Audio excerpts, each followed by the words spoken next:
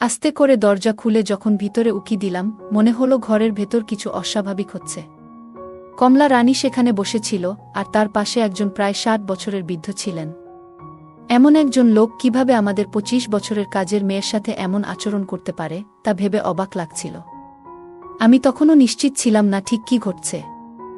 তবে পরিস্থিতি দেখে আমার মধ্যে এক অদ্ভুত পরিস্থিতি তৈরি হয়েছিল। পরিস্থিতি সামাল দেওয়ার জন্য আমি একটা পরিকল্পনা করলাম। আমার স্বামী তখন শহরের বাইরে কাজে গিয়েছিল, তাই রাতে একা ঘুমানোর সিদ্ধান্ত নিলাম। ঘুমাতে যাওয়ার আগে আমি লাল রঙের একটি পোশাক পরলাম এবং চাচার ঘরে ঢুকে চাচাকে দুধ দিতে গিয়েছিলাম। চাচা আমার দিকে গভীর দৃষ্টিতে তাকিয়ে রইল, তারপর হেসে বলল, তুমি কি কিছু চাও? তারপর তিনি আমার হাত ধরে টেনে, হ্যালো বন্ধুরা, আমাদের আরেকটি মজাদার গল্পে আপনাদের সবাইকে স্বাগতম। আমি আশা করছি এই গল্পটি আপনাদের ভালো লাগবে। আমার নাম প্রিয়া, আমি শহরে থাকি এবং আমার বয়স ২৫ বছর। আমি একজন বিবাহিত মহিলা, তবে আমার জীবন যেন নানা রহস্যে ভরা। আজও আমি মাঝে মাঝে শিশুসুলভ আচরণ করি, হয়তো এ কারণেই আমার পরিবার এবং শ্বশুরবাড়ির সবাই আমাকে খুবই স্নেহ করে। আমার শ্বশুরবাড়িতে কেবল আমার স্বামী এবং তার চাচা শ্বশুর রয়েছেন। চাচা শ্বশুর ৬০ বছরের একজন অবসরপ্রাপ্ত সরকারি কর্মকর্তা। তিনি কখনোই বিবাহিত ছিলেন না, তাই তার সন্তানও নেই। প্রতিদিন পেনশনের টাকা এবং গ্রামের সামান্য চাষাবাদ থেকে যা আসে তা দিয়েই তিনি চলেন। সারাদিন তিনি তার ঘরে বসে টিভি দেখেন বা বিভিন্ন বই পড়েন। আমার শাশুড়ি ও শ্বশুর আমার বিয়ের আগেই মারা গেছেন, তাই বাড়ির পরিবেশ ছিল একটু নিরিবিলি। আমার চাচাও মাঝে মধ্যে আমাদের সাথে থাকেন এবং তিনিও নিজের স্বাস্থ্য বেশ ভালোভাবে ধরে রেখেছেন। চাচা ছিলেন সবসময় ফিট এবং সুস্থ, তার মাথার চুল এবং বড় গোঁফ কিছুটা সাদা, কিছুটা কালো, কিন্তু তার ব্যক্তিত্বে সবসময় একটা তেজ ছিল। আমি তাকে সবসময় সম্মানের চোখে দেখেছি। আমি নিজেও স্কুল কলেজে খুব মেধাবী ছিলাম, তবে ঘরের পরিবেশের কারণে কখনো ছেলেদের সাথে খুব বেশি বন্ধুত্ব গড়ে তুলতে পারিনি। আমার বন্ধুদের গল্প শুনতাম, তাদের এবং তাদের বন্ধুদের অভিজ্ঞতা শেয়ার করত, আর আমি সবসময় চুপচাপ শুনতাম। বয়স বাড়ার সাথে সাথে আমার সৌন্দর্য বেড়ে যাচ্ছিল, অনেকেই আমার সাথে কথা বলতে চাইত, কিন্তু আমি খুব সাধারণভাবে জীবন কাটাতাম। আমি এমন কাউকে খুঁজে পাইনি যাকে আমি পুরোপুরি বিশ্বাস করতে পারি। যখনই টিভিতে বা গল্পের বইতে প্রেমের দৃশ্য দেখতাম, তখনই মনের মধ্যে একটা আকাঙ্ক্ষা জাগত। তবে বিয়ের আগে এমন কোনো অভিজ্ঞতা আমার জীবনে আসেনি। বিএসসি শেষ বর্ষে থাকতেই আমার বিয়ে হয়। তখন থেকেই আমার জীবন নতুন মোড় নিতে শুরু করে এবং আমি এক নতুন অধ্যায়ের দিকে পা বাড়াই। আমার স্বামী প্রথম দেখাতেই বেশ ভালো মানুষ মনে হয়েছিল। এনগেজমেন্টের পর একদিন আমরা একসাথে সিনেমা দেখতে গিয়েছিলাম। আমার স্বামী সেদিন আমাকে স্নেহের সাথে কাছে টেনে নিয়েছিল, যা আমাকে খুব আনন্দিত করেছিল। আমার মনে হচ্ছিল যেন আমার স্বপ্ন পূরণ হচ্ছে। তিনি আগেই বলেছিলেন, আমরা যত বেশি সময় একে অপরের সাথে কাটাবো, ততই সম্পর্ক গভীর হবে। আমারও বিয়ের প্রথম রাতের কিছু স্বপ্ন ছিল, যা আমি মনে মনে চেপে রেখেছিলাম। বিয়ের কিছুদিন পর আমাদের জীবন সুন্দরভাবে চলতে থাকে। আমাদের বিয়ের রাত ছিল আমার জীবনের অন্যতম সুন্দর মুহূর্ত। আমি আপনাদেরকে আমার পরিবারের গল্প শেয়ার করছিলাম, আমার চাচা এবং শ্বশুর শাশুড়ির কথা। বিয়ের ১ বছর পর আমাদের জীবনে আরও অনেক আনন্দ যোগ হয়েছিল। আমার স্বামী তখন তার কোম্পানিতে ইঞ্জিনিয়ার হিসেবে কাজ করছিলেন, তাই কাজের চাপও তেমন ছিল না। প্রায় প্রতিদিনই সন্ধ্যা ৭টার মধ্যে বাড়িতে ফিরতেন। আমরা প্রতিদিন ভালো সময় কাটাতাম এবং যখনই সুযোগ পেতাম একে অপরের সাথে সময় কাটিতে খুব ভালো লাগত। এই আনন্দ ২৫ বছরের বিবাহিত জীবনে আমাদের সঙ্গী ছিল। বিয়ের পর আমার অনেক ইচ্ছা পূরণ হতে থাকে এবং আমার স্বামী প্রায় বলতেন, প্রিয়া, তুমি আগের চেয়ে আরও বেশি সুন্দর হয়ে উঠেছ। ধীরে ধীরে আমি একা থাকতে অভ্যস্ত হয়ে উঠেছিলাম। দিনের বেলায় যখন বাড়িতে একা থাকতাম, মাঝে মাঝে মনে হতো একটু আলাদা কিছু করা দরকার। অনেক সময় আমি আমার মোবাইলে কিছু লিখতাম বা বিভিন্ন ধরনের সিনেমা দেখে সময় কাটাতাম। বিয়ের আগে যেসব অভিজ্ঞতা আমি পাইনি, বিয়ের পর সেগুলো সম্পর্কে জানার কৌতূহল বেড়ে গিয়েছিল। আমার স্বামী যখন সন্ধ্যায় বাড়িতে আসতেন, তখনও আমি অনেক আনন্দে থাকতাম। তিনি হেসে বলতেন, তুমি সবসময় এত উৎসাহী কেন? আমি মজা করে বলতাম, আগে কখনো এ ধরনের অভিজ্ঞতা পাইনি, এখন ২৫ বছর বয়সে জীবনটা আরও নতুন রূপে দেখছি, তাই আমি সব সময় হাসি খুশি থাকি। বিয়ের ১ বছর পর আমার স্বামী পদোন্নতি পেয়ে ম্যানেজার হয়েছিলেন। অফিসের কাজে ব্যস্ত থাকায় তার বাসায় আসতে দেরি হতো। সকাল ৮টায় অফিসে যেতেন আর ফিরতেন রাত ১১টায়। তার ব্যস্ততার কারণে মাঝে মাঝে মনে হতো যেন কিছু অপূর্ণ থেকে যাচ্ছে। তবে আমি নিজেকে সামলে নিতাম। একদিন হঠাৎ মনে হলো আমার প্রতিবেশী ভাইটিও বেশ সুদর্শন, কিন্তু আমি জানতাম এমন কোনো পদক্ষেপ নিলে ভুল বার্তা ছড়াতে পারে, তাই আমি নিজের উপর নিয়ন্ত্রণ রাখতাম। আমি প্রায়ই আমার প্রতিবেশী সুনীলের বাড়িতে যেতাম। তার স্ত্রী আমার খুব ভালো বন্ধু ছিলেন এবং আমরা একসাথে সময় কাটাতাম। সকালে আমি নাস্তা তৈরি করে আমার চাচাকে খাওয়াতাম, তারপর সুনীল এর বাড়িতে যেতাম। সেখানে 1-2 ঘন্টা গল্প করার পর বাড়ি ফিরে দুপুরের খাবার তৈরি করতাম। আমাদের কাজের মেয়ে এসে ঘরের কাজ করত। একদিন আমি প্রতিবেশীর ফুফুর বাড়িতে বসেছিলাম, হঠাৎ আমার ভাইয়ের ফোন এলো যে তাকে তাড়াতাড়ি যেতে হবে। সেই কথা শুনে আমিও বাড়িতে ফিরে এলাম।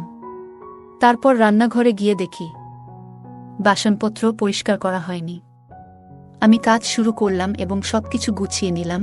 আজও কিছু অসম্পূর্ণ মনে হচ্ছিল। ভাবলাম কমলা রানী আজ আসেনি, তাই তাকে ফোন করলাম। ফোন তোলার পর আমি জিজ্ঞেস করলাম, তুমি কোথায়? কমলা রানী বলল, দিদি, আমি তো তোমার বাড়িতেই আছি, ঝাড়ু দিচ্ছি। কথাটা শুনে আমার সন্দেহ হলো, কারণ আমি রান্নাঘর থেকে বেরিয়ে দেখলাম ঝাড়ু একপাশে পড়ে আছে আর সে কোথাও নেই। ফোনটাও কেটে দিয়েছে। রাগ সামলাতে পারছিলাম না, তাই আবার ফোন করতে যাচ্ছিলাম। ঠিক তখনই আমি চাচার ঘর থেকে তার কথোপকথনের আওয়াজ শুনতে পেলাম। আমার মনে সন্দেহ আরও বাড়ল। যদি কমলা রানী ঝাড়ু না দেয়, তবে সে করছে কি? আমি চুপি চুপি চাচার ঘরের দরজার কাছে গিয়ে কান পাতলাম। সেখানে কমলা রানীর কথাবার্তা শুনতে পেলাম, কিন্তু আজ তার স্বর ছিল কিছুটা অন্যরকম। ভেতরে ঢুকে দেখলাম চাচা বসে আছেন আর কমলা রানীও তার সাথে। এই দৃশ্য দেখে আমি হতভম্ব হয়ে গেলাম। বাইরে বসে দাদানাতনির মতো বয়সী মানুষের এমন আচরণ দেখছিলাম আর ভাবছিলাম কিভাবে এমনটা সম্ভব। সেই সময় আমি নিজের অনুভূতিকে সামলাতে পারছিলাম না। চাচার এই বয়সে এমন ব্যবহার দেখে আমি বিভ্রান্ত হয়ে পড়েছিলাম। কিন্তু আমি নিজের উপর নিয়ন্ত্রণ রাখতে পেরেছি। আমি প্রতিবেশীর ফুফুর কাছ থেকেও কিছু কথা শুনেছিলাম, কিন্তু সেগুলোকে গুরুত্ব দিইনি। আজকের ঘটনাটি আমাকে নাড়িয়ে দিয়েছিল। তবে আমার চাচা একবারও আমার দিকে তাকায়নি, যেন কিছুই ঘটেনি। সে কখনো আমার সাথে কোনো খারাপ ব্যবহার করেনি। তাই আমি কেন ভাবতে শুরু করলাম যে চাচাজি ভুল ধরনের মানুষ হতে পারেন। আমার মনে হলো চাচাজি একা থাকেন, তাই হয়তো কিছু ভাবনার দ্বন্দ্বে পড়েছি। কমলা রানী, যিনি আমাদের বাড়িতে কাজ করেন, তারও তো নিজস্ব জীবন আছে, বিয়ে হয়েছে, কিন্তু তার ব্যাপারে আমি কিছু জানি না। আজ যা দেখলাম তাতে আমার মনে নানা প্রশ্ন জাগল। আমি আমার ঘরে ফিরে এসে ভাবনার গভীরে ডুবে গেলাম। কমলা রানীর রুম থেকে হালকা আওয়াজ ভেসে আসছিল, আর আমি বিছানায় শুয়ে কল্পনার জগতে হারিয়ে গেলাম। কিছুক্ষণ পরে কমলা রানী চাচার ঘর থেকে বেরিয়ে এসে আবার নিজের কাজে লেগে গেল। আমাকে বিছানায় বসে থাকতে দেখে সে কিছুটা ভয় পেয়ে বলল, আরে ভাবি, আপনি কখন আসছেন? আমার নিজের কাজ করতে হয়তো ভুলে গিয়েছিলাম, আমি হাসি মুখে বললাম। হ্যাঁ, আমি না এলে আমি জানতে পারতাম না তোমার কাজের ধরনটা কেমন। আমার কথা শুনে সে কিছুটা অপ্রস্তুত হয়ে গেল এবং দ্রুত ঘর ছেড়ে চলে গেল। তার যাওয়ার পর আমি নিজেই ঘর পরিষ্কার করলাম এবং তারপর চাচাকে খাবার দিলাম। দিনের বেলায় যখন আমি একা থাকতাম, তখন সেই দৃশ্যগুলো আমার মনের মধ্যে ফিরে আসত। মনে পড়ত চাচার সাথে কাটানো মুহূর্তগুলো, আর স্বপ্নের মধ্যে হারিয়ে যেতাম। স্বামী বাড়িতে থাকলেও অনেক সময় তার সাথে কিছু শেয়ার করতে পারতাম না, কারণ আমার নিজের মনেই দ্বিধায় ছিল। পরের দিন আমি সিদ্ধান্ত নিয়েছিলাম যে চাচার সাথে কথা বলতেই হবে, কিন্তু কিভাবে কথা বলা শুরু করব তা জানতাম না। চাচা জিও আমার দিক থেকে কিছুটা দূরত্ব বজায় রাখা শুরু করেছিলেন। সম্ভবত কমলা রানী আমাদের কথাগুলো জানিয়েছিল যে আমি সব কিছু জানি, তাই কোনোভাবে কথোপকথনের সুযোগ হচ্ছিল না। এই পরিস্থিতিতে একদিন দেখলাম কমলা রানী সালোয়ার স্যুট পরে এসেছে, যা তাকে আগের চেয়ে অনেক বেশি সুন্দর লাগছিল।